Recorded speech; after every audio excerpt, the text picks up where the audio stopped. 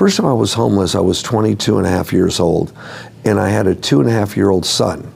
I was working as the master of ceremonies at the second annual Sports Vacation Recreational Vehicle Show, and I had a check coming in at the end of the week. Well, I came home and I drove our one car up to where we lived, and as I was getting out of the car and going up towards our apartment door, my wife, we were very young, we got married at 20 and 19 years old.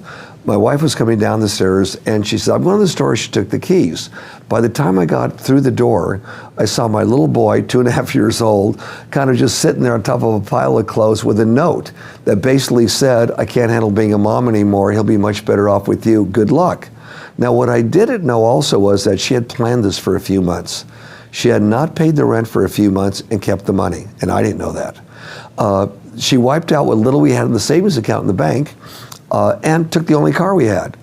So unbeknownst to me, 2 days later, I was evicted, completely evicted. Power shut off, the landlord, she just really timed this one. And I had this little kid with me, 2.5 years old, and now I had to be mom and dad, and that was really a bummer. I had no car. So I ended up borrowing a 1951 Cadillac with a broken water pump from someone that was very, very dear. I put water in it every 4 hours, and that's kind of how we got going. Second time I was homeless is when I started John Paul Mitchell Systems. I knew I needed $500,000 to start John Paul Mitchell Systems. Had to have that. So we had the backer lined up. I had a good job at the time, lived in a nice house, and I left everything I had because $500,000 was coming in down the street. I was going to start a company. So I left it all behind. I left what money I had with my wife. We weren't getting along well at all, and the best car. And I took the older car. It was a good one, but an older car. It ran good. Down the hill to get my money. I would check into an efficiency hotel, and then, because I'd be traveling a lot, and eventually get an apartment. When I went down the hill, the backer pulled out no money. There I was, a few $100s in my pocket, too proud to ask my mother if I could have my old room back for in the home, and she could feed me for a couple months to get back on my feet, and I just left my living situation. I was too proud, stupid, but very, very proud. So I went by and saw my mom, and I borrowed a couple $100s from her. I said, Mom, I'll give it back to you. She said, son, you're doing really well in life. Why do you need a few $100s? I said, Mom, I'll give it back to you. I'm starting something new. And that's when I decided I'm going to make it on my own. I'm not going to tell her.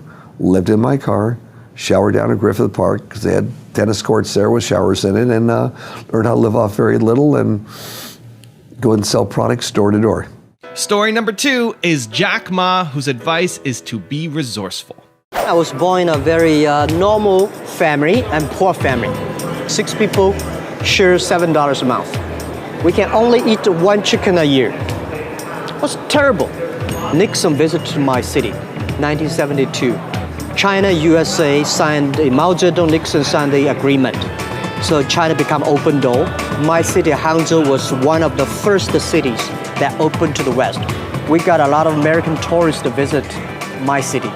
What he would do is he would befriend foreign visitors who came to Hangzhou to walk around the West Lake there. And I learned English by being the free guide for tour guide. More than the language, Jack was learning about the culture. The things I learned from books from China are so different from the things I learned from the American visitors. So I started to think differently. Story number 3 is Oprah Winfrey, whose advice is to envision a greater future. I was raised on a farm with my grandmother for the first 6 years of my life. I knew somehow that my life would be different and it would be better. I never had a clear-cut vision of what it was I would be doing. I just always felt somehow. I remember absolutely physically feeling it at around 4 years old. I remember standing on the back porch. It was a screened-in porch, and my grandmother was boiling clothes because, at that time, we didn't have washing machines, and so people would, physically boil clothes in a great big iron pot, and she was boiling clothes and poking them down. And I was watching her from the back porch, and I was 4 years old, and I remember thinking, my life won't be like this. My life won't be like this, it will be better. And it wasn't from a place of arrogance, it was just a place of knowing that things could be different from me somehow. I don't know what made me think that. Story number 4 is Chris Gardner, whose advice is to own your life. As jarring And strange as change can be, there were times when it was hard to imagine that my life would be what it is today. Especially the time when my son and I were living in that bathroom. Maybe you remember that scene in the movie. There was a highly polished sheet metal piece over a sink. It wasn't a mirror, but it served as a mirror. And I had to wash myself in that baby every day, wash my baby in that sink, and I had to ask myself some very predictable questions. What happened? Why did this happen? Why did that happen? But the most difficult question I had to get through was, how did I get here? And the answer was even more brutal. The answer was, I drove here. I had something to do with it. You can't change something until you own it. So if you're 50 plus and you're sitting out there and pointing fingers at other people, you can do that for a long time. But it's hard to look in the mirror and say, how did I get here? And have the answer be, I drove here. I had something to do with it. It's uncomfortable to admit that, well, I made some bad decisions. I made some investments I shouldn't have made. I had something to do with it. When that man sold me that house for no money down, I should have told him what he could do with that house. Huh? When I signed that adjustable rate mortgage, we all know these things only adjust upwards. No one's ever going to call you and say, guess what? You're going to pay less for your money in your house next year. Ain't going to happen. So the idea of I drove here is empowering, because the other side of it is, if I drove here, that means I can drive out of here. I have to own it. In that bathroom, I finally had to understand what my mama used to say to me, when she would say, boy, the cavalry is not coming. Ain't no backup. I was 28 years old when that part of my life happened. Change was coming fast. And you know what? Change is everywhere, all the time. Social change, technological change, and the most potent of all, personal change. The most urgent question today is not so much as what are my values and who are we?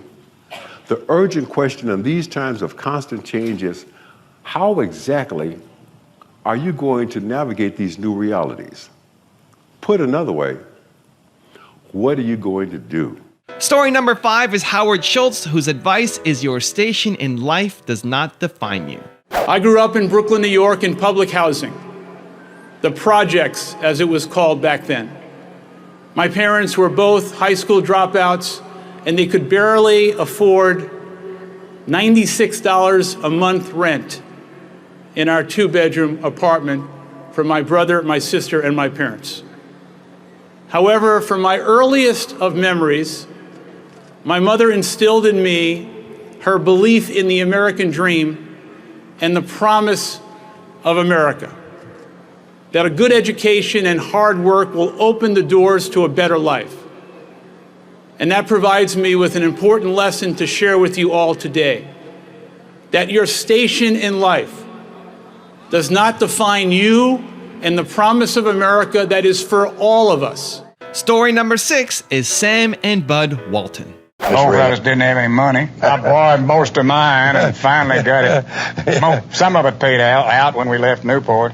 So it's quite a story, but we relied on each other. You always, to me, seemed like a balance wheel. I wanted to gamble to a greater degree always than maybe you were ready to do. And I would listen to you. We'd argue a little bit maybe, but once we decided we were going to go or not go, why, we were both together. And I think that was something that we can be awfully proud of. We were mavericks even then. And we started doing strange things like cranking up ice cream machines on the sidewalk on Saturday night, running popcorn on the other end of the sidewalk, hawking anything we could hawk on that looked like it might have a chance to sell wherever.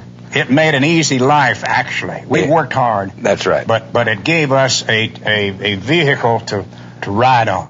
And story number 7, the last one before a very special bonus clip, is Conor McGregor, whose advice is to make it happen.